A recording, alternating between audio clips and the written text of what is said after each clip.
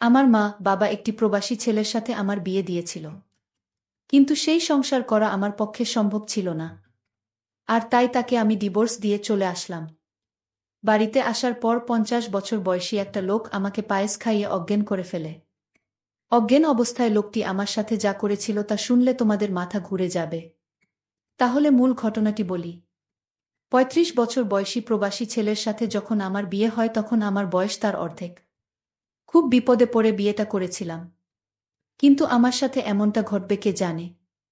মনে করেছিলাম বিয়ে করলে হয়তো ভালো একটা পরিবেশ পাব, যেখানে আমি সুখে থাকতে পারব। কিন্তু যেটা ভেবেছিলাম সেটা ভুল ছিল। এক নরক থেকে মুক্তি পেয়ে আমি যে আরেক নরকে গিয়ে পড়েছিলাম এটা বুঝতে আমার 2 দিন সময় ও দরকার পড়েনি। স্বামী নামের একটা কীটের হাতে এসে পড়েছিলাম আমি। জানি না কোনো স্বামী তার সদ্য বিয়ে করা বুকে সবসময় গালিগালাজ করে, কিন্তু সেদিন কোনো অপরাধ না করেও আমাকে প্রচুর বকা শুনতে হয়েছিল। 20 দিনের ভয়াবহ দিন কাটানোর পর আমার স্বামী যখন বিদেশ চলে গেল তখন একটা দীর্ঘ স্বস্তির নিঃশ্বাস ফেলেছিলাম এই ভেবে যে অন্তত কারো বকা আর মায়ের খাওয়া লাগবে না। কিন্তু আমার ভাগ্য যে আমার জন্মের পর থেকেই আমার বিপক্ষে সেটা আমার মনে ছিল না। উনি যাওয়ার পর থেকেই আমার দেবর আর আমার নন্দের বড় ছেলে আমাকে খারাপ নজরে দেখতা। আমি বুঝতে পারছিলাম নন্দের ছেলে আমার সাথে কি করতে চায়। আমাকে প্রতিদিন বিভিন্ন বাজে কথা বলতো। আমার শাশুড়িকে জানালাম বিষয়টা, কিন্তু ওই যে রসুনের প্রত্যেকটার মুখ এক জায়গাতে থাকে, এরাও ঠিক তেমন। আমি অভিযোগ করার পর থেকে আমার উপর অসম্মানের মাত্রা বেড়ে গেল। সবচেয়ে বেশি আশ্চর্য হতাম যখন আমার নন্দের ছেলে আমার সাথে বাজে বকত। শাশুড়িকে জানানোর পর যখন কোনো কাজ হলো না সিদ্ধান্ত নিলাম আমার স্বামীকে বিষয়টা জানাবো। কিন্তু সেটাও হলো না। আমার ফোন কেড়ে নেওয়া হলো। আমাকে হুমকি দেয়া হলো, যদি তার ছেলের কানে কিছু যায় আমার খবর খারাপ হবে। মুখ বুজে সহ্য করা ছাড়া আমার কোনো উপায় ছিল না। আমার জায়ের সাহায্য নিয়ে আমার স্বামীকে আমি সব জানালাম, কিন্তু তাতেও কোনো লাভ হলো না। উল্টো আমার স্বামী সুমন আমাকে দুশ্চরিত্রা বানালো, আর যত রকমের বাজে কথা আছে সব শুনিয়ে দিল আমাকে। সেদিন সারাদিন রাত আমি কান্না করেছিলাম। যে সংসারে স্বামীর কাছে বউয়ের কোনো মূল্য থাকে না সেই সংসারে থাকা আর না থাকা সমান। তবুও মুখে কুলুপ এঁটে অত্যাচার সহ্য করে যাচ্ছিলাম। এর মাঝে আমি আমার বাবার বাড়ির বেড়াতে যেতে চাইলে আমার শাশুড়ি আমাকে বলল, তুমি যদি এই বাড়ি থেকে এক পা কোথাও যাও তাহলে আমার ছেলেকে ডিভোর্স দিয়ে যেতে হবে। আমার পায়ের তলা থেকে মাটি সরে গিয়েছিল আমার শাশুড়ির কথা শুনে। বাপের বাড়ি যাওয়ার সাথে যে ডিভোর্সের সম্পর্ক আছে সেটা আমি প্রথম ওই বাড়ি থেকেই দেখেছিলাম। এভাবে 6 মাস কেটে যায়। এর মাঝে আমার বাবা, বড়ভাই বা সৎ মা কেউ আমাকে একটাবারের জন্যও দেখতে যায়নি। আমার স্বামী মালয়েশিয়া থেকে বাড়িতে আসার সাথে সাথে আমাকে ডিভোর্স দিতে নিয়ে যাওয়া হয়। উনি আমার একটা কথাও শোনেনি। ওর মায়ের কথা শুনেই আমাকে ডিভোর্স দিতে নিয়ে যায়। আমার স্বাক্ষর হবার পর আমাকে বলে, এবার কোথায় যাবি যা। আমার মোবাইল, কিছু টাকা, গহনাসহ যাবতীয় কিছু রেখে দেয় ওরা। শুধু স্যান্ডেল পায়ে সেদিন ওই বাড়িকে পর করে চলে এসেছিলাম। আর বারবার আল্লাহর কাছে বলেছিলাম, আল্লাহ আর কোনো মেয়ের সাথে যেন এমনটা না হয়। বিয়ের সময় ভেবেছিলাম কষ্ট হয়তোবা বিদায় করে দিয়ে বাপের বাড়ি থেকে চলে গেলাম, কিন্তু অভাগীর দিকে কষ্ট বারবার ফিরে তাকায়, তার পিছু ছাড়তে চায় না। তা না হলে কি আর আরও বেশি কষ্ট নিয়ে আবার বাবার বাড়ি ফেরত আসি। বাড়িতে ঢুকে যার সাথেই দেখা হয় সেই আমাকে অচেনা লোক মনে করে এড়িয়ে চলতে শুরু করে। একমাত্র আমার চাচি আমাকে জড়িয়ে ধরে কান্না করে আর আমাকে মেন্টালি সাপোর্ট করে। কিন্তু যাদের সাপোর্ট দরকার তারা যদি না করে তাহলে কি আর কষ্ট কমে? আমার ভাবির কাছে গেলাম, সে আমাকে বলল ভাইয়ের কাছে গিয়ে ক্ষমা চাইতে। মনে অনেক সাহস সঞ্চয় করে বড় ভাইয়ের কাছে একটু ছায়া খোঁজার আশায় গেলাম। কিন্তু সেই ভাই আমাকে সেই দিন মারছিল আর গালি দিচ্ছিল। ভাবি গর্ভবতী ছিল, আমাকে ঠেকাতে গিয়ে সেও ভাইয়ের হাতে মার খেয়েছিল। ভাই শুধু বলতেছিল সব দোষ নাকি আমার। কিন্তু কেউ একটাবার বুঝতে চায় নাই যে আমার সংসার ভাঙাতে আমার কোনো দোষ নাই। আবার সেই উঠতে বসতে সৎ মায়ের খোঁচা, ভাইয়ের দুর্ব্যবহার, আব্বার মুখ গোমরা করে থাকা, মোটের উপর সবকিছুকে জাহান্নামের আগুনের মতো মনে হচ্ছিল। আমি যদি 2 দিন না খেয়েও থাকতাম কেউ এসে খাইয়ে দিয়ে যাওয়া তো দূরের কথা, এসে জিজ্ঞাসাও করত না আমি খেয়েছি কিনা। শুধু আমার ছোট চাচি এসে আমাকে খাইয়ে দিয়ে যেত। তবুও সবসময় আসতে পারত না, আর ভাবি ভাইয়ের কথার বাইরে আসতে পারত না। সিদ্ধান্ত নিলাম বাড়ি থেকে দূরে কোথাও চলে যাব, যেখানে আমার কেউ নেই, পরিচিত কেউ নেই। দরকার হলে কাজ করে খাবো কোথাও, তবুও এই নরকে থাকব না। কিন্তু পারছিলাম না। কিন্তু সেই সাহসটা সঞ্চার করতে পারছিলাম না, যেটা আমার মা করে দেখিয়েছিল।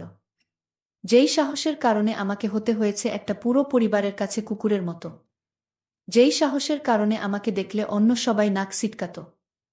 সেই সাহসটা আমি দেখাতে না পেরে ওই বাড়িতেই থেকে গেলাম। বেশ অবস্থাসম্পন্ন একটা পরিবারে আমার জন্ম হয়েছিল। শুনেছিলাম একটা মেয়ের আশায় যখন সবাই ছিল তখনই আমার জন্ম। কিন্তু কে জানত সোনার চামচ মুখে নিয়ে জন্ম নেয়া শিশুটির জন্য ভয়াবহ সুখ অপেক্ষা করছে।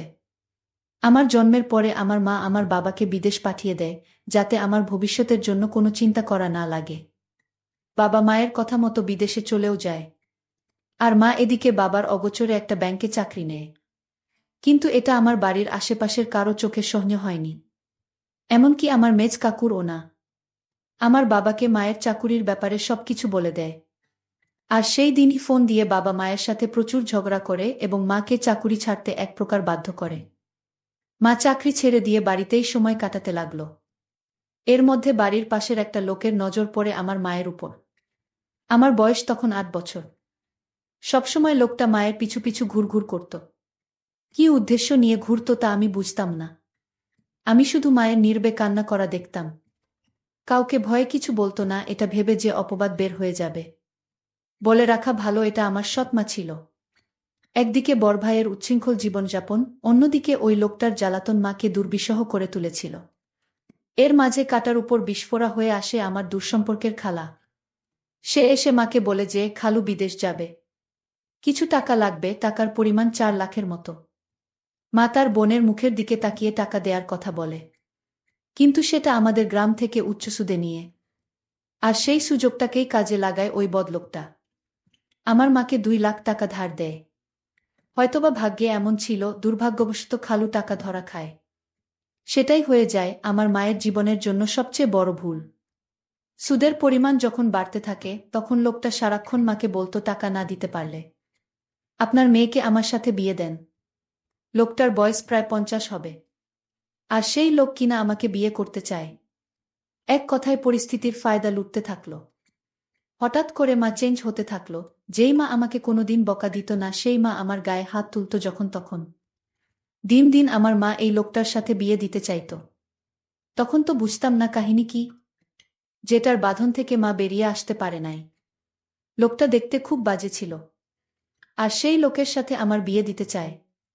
একদিন ৫০ বছরের লোকটি আমাদের বাড়িতে এসে আমার মাকে বলল, এই শোন, যদি ১৫ দিনের মধ্যে টাকা না দিতে পারো তাহলে আপনার মেয়েকে আমার সাথে বিয়ে দিয়ে দেন। আমার মা আমাকে বুঝিয়ে বলল, আমি এত টাকা কোথায় থেকে দিব? তুই বরং লোকটাকে বিয়ে করে ফেল। ওর অনেক টাকা পয়সা আছে। তুই সুখে থাকবি। তুই আর না করিস না মা। লোকটার বয়স হয়তো একটু বেশি। আমি মাকে বললাম, মা, আমি দরকার হয় মরে যাব, তাও ওই বুইড়া লোকটাকে বিয়ে করতে পারব না। আমি মনে মনে সিদ্ধান্ত নিলাম আমি এই বাড়ি থেকে পালিয়ে যাব। কিন্তু পালিয়ে কোথায় গিয়ে থাকব, কার কাছে যাব? কিন্তু আমি পালিয়েও যেতে পারলাম না।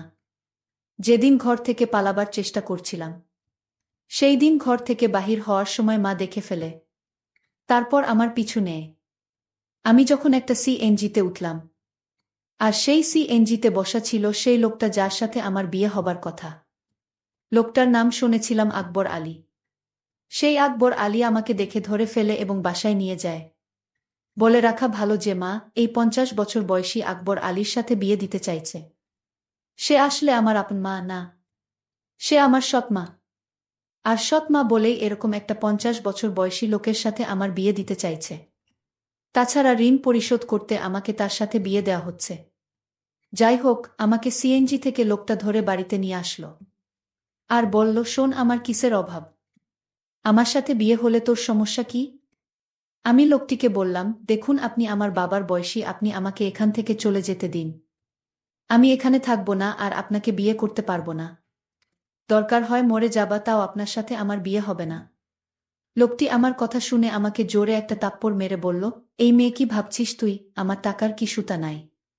তোর মা যদি ১ সপ্তাহের ভিতরে টাকা ফেরত না দেয় তাহলে তোর অবস্থা খুব খারাপ হয়ে যাবে। হঠাৎ লোকটির ব্যবহার পরিবর্তন হতে শুরু করল। লোকটি বলল, শোন মা, আসলে আমি ভুল করেছি। তুই আমার মেয়ের মতো। আজ যদি আমার একটা মেয়ে থাকতো তাহলে আমি কি এরকম একটি লোকের হাতে তুলে দিতে পারতাম? লোকটির পরিবর্তন দেখে আমার মনের ভিতর সন্দেহর সৃষ্টি হলো। লোকটি হঠাৎ এরকম পরিবর্তন হলো কেন? এই বিষয়টা নিয়ে আমি অনেক চিন্তিত হলাম। লোকটি আমার জন্য নিজ হাতে রান্না করে আমার জন্য খাবার নিয়ে এলো। আমি বললাম, আমি খাবো না। আমাকে এখান থেকে যেতে দিন। আমি এখানে থাকতে চাই না। এখানে আমার দম বন্ধ হয়ে আসছে। আকবর আলী তখন আমায় বলল, ঠিক আছে, তুই যেখানে যেতে চাস সেইখানেই তোকে যেতে দিব, কিন্তু আজ রাতটা আমার বাসায় থেকে যা। আমি কথা দিচ্ছি কাল সকালে আমি তোকে আর আটকাবো না, আমি তোকে বিদায় দিয়ে দিব। তুই যেখানে যেতে চাস সেইখানেই যাবি। আমার মনের ভিতর আরো সন্দেহর সৃষ্টি হলো, আজ রাত থাকার কথা বলছে কেন? কি হয় জানি না।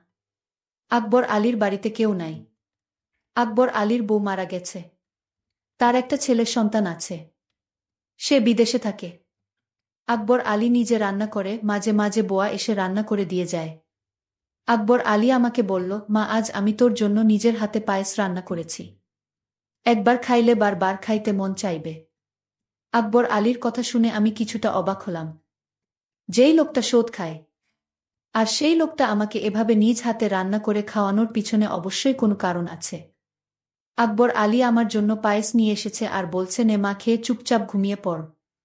আর যদি তুই পায়েসটা না খাস তাহলে আমার ভীষণ কষ্ট হবে। খেয়ে নে মা, আমি কথা দিলাম কাল তুই যেখানে যেতে চাইবি ঠিক সেইখানে আমি তোকে দিয়ে আসব। তাও তুই খেয়ে নে। আকবর আলী আমায় এমনভাবে বলছিল, আমি না খেয়ে পারলাম না। আমি আকবর আলীর নিজ হাতে তৈরি করা পায়েসটুকু খেয়ে নিলাম। পায়েসটা খাওয়া ৩০ মিনিট পর আমার শরীরটা কেমন জানি করতেছিল। শরীরটা অস্থির অস্থির লাগছিল। আমার কিছুই ভালো লাগছিল না। আমার চোখে কিছুটা ঝাপসা দেখতে লাগলাম। আমার মাথাটা ঝিমঝিম করে ঘুরাচ্ছেছ। আমার কাছে মনে হচ্ছে পৃথিবীটা ঘুরতেছে। আমার এরকম অস্থির দেখে আকবর আলী জিজ্ঞেস করল, কিরে মা, কি হয়েছে তোর? যেই লোকটা ২ দিন আগে আমাকে তার ঘরের বউ হিসেবে দেখতে চায়, আর সেই আকবর আলী আমাকে নিজের মেয়ে বানিয়ে ফেল, এটা আমার কাছে কেমন জানি অদ্ভুত ব্যাপার মনে হলো। যাই হোক, পায়েস খাওয়ার পর থেকে আমার মাথাটা কেমন জানি ঘুরাচ্ছে, প্রচুর ঘুম পাচ্ছিল। আমি হঠাৎ বিছানায় শুয়ে পড়লাম। আমি ঘুমিয়ে পড়লাম। এরপর আমার সাথে যা ঘটেছিল তা শুনলে তোমাদের হুঁশ থাকবে না। আমি যেন অজ্ঞান অবস্থায় ঘুমিয়ে পড়লাম। আমার কোন হুঁশ ছিল না। তারপর আকবর আলী আস্তে করে আমার রুমে আসলো আর আমার বিছানায় বসল। আকবর আলী এক অদ্ভুত আচরণ করল ঘুমের ঘরে। আমি স্বপ্নে দেখতে লাগলাম আকবর আলী আমার কাছে আসছে। আর আকবর আলীর হাতে বিশাল বড় একটা হাতুড়ি দিয়ে আমাকে মারতে আসলো। আর এই স্বপ্ন দেখে আমি বিছানা থেকে লাফ দিয়ে উঠে পড়লাম। উঠে দেখি রুমে কেউ নাই, তবে আমাকে কেমন জানি এলোমেলো লাগছে। মনে হচ্ছে আমার ঘরে কেউ আসছিল। আমি বিছানায় একটা ঘড়ি দেখতে পেলাম। আর সেই ঘড়িটি আকবর আলীর হাতে ছিল। আমি ভালো করে লক্ষ্য করলাম এটা আকবর আলীর হাতে ছিল। কিন্তু দরজা তো ভিতর থেকে লক করা, তাহলে আমার রুমে কেউ ছিল না। তাহলে আমি কি বাজে স্বপ্ন দেখছি? আর সেই স্বপ্নে আমার ঘুম ভেঙে গেল। আকবর আলী আমার রুমে না আসলে তাহলে কে আমার রুমে আসলো? আর ঘড়িটি তো আকবর আলীর। তাহলে আকবর আলী কি আমার রুমে এসেছিল? আমি রুম থেকে বের হয়ে দেখলাম আকবর আলী নামাজ পড়তে লাগল। আমি আকবর আলীকে দেখি ভীষণ অবাক হলাম। আমি দাঁড়িয়ে থেকে তার নামাজ দেখলাম। নামাজ শেষে হলে আমি তার কাছে গেলাম এবং বললাম, দেখুন, আজ রাতে আমার রুমে কে আসছিল আমি বুঝতে পারছি না। তারপর আকবর আলী বলল, আরে বোকা মেয়ে, তোমার রুমে আবার কে আসবে? তুমি হয়তো দুঃস্বপ্ন দেখছ। তাহলে আমার বিছানায় আপনার ঘড়ি কি করে এলো? কই, ঘড়ি তো আমার হাতে, তাহলে এটা কার ঘড়ি? ও বুঝেছি মা, আমার ছেলে ২টা একরকম ঘড়ি নিয়ে আসছিল বিদেশ থেকে। আর তুমি যে রুমে থেকেছ সেই রুমে আমার ছেলে থাকতো, সে হয়তো ভুল করে ঘড়িটা ফেলে রেখে চলে গেল। আচ্ছা মা, আমি তোমার জন্য একজন পাত্র ঠিক করেছি। আমি তোমাকে তার সাথে তোমাকে বিয়ে দিব। তোমার মায়ের সাথেও আমার কথা হয়েছে। আমার তো কোনো মেয়ে নেই, আর আমি তোমাকে আমার মেয়ে করে নিলাম। আর তুমি গতকাল রাতে যা দেখছো সবই দুঃস্বপ্ন মা। তারপর আকবর আলী আর আমার মা আমার জন্য সেই সুমন ছেলেটিকে নির্ধারণ করল। আমি আকবর আলীকে বাবা বলে ডাকলাম। বাবা, আসলে আমি তোমাকে ভুল বুঝেছিলাম। তোমার মতো এমন মানুষ এ যুগে পাওয়া বড়ই কঠিন। তারপর আকবর আলী বাবা আমার বিয়ের সমস্ত খরচ বহন করে আমাকে সুমনের সঙ্গে বিয়ে দিয়ে দিল। কিন্তু কথায় আছে না, অভাগীর কপালে কি আর সুখ সয়। আমি তাকেও ডিভোর্স দিয়ে চলে আসলাম। কারণ এই পরিবারটি ভালো ছিল না তাই। বাড়িতে আসার পর কেউ আমাকে আশ্রয় দেয়নি। তাই এখন ঢাকা শহরে নিজে চাকরি করে নিজের পেট চালাই। জানি না তারপর আমার কপালে কি হয়। আজকের গল্পটি এখানেই শেষ করলাম। যদি গল্পটি ভালো লাগে তাহলে চ্যানেলটি সাবস্ক্রাইব করে পাশে থাকবেন। ধন্যবাদ।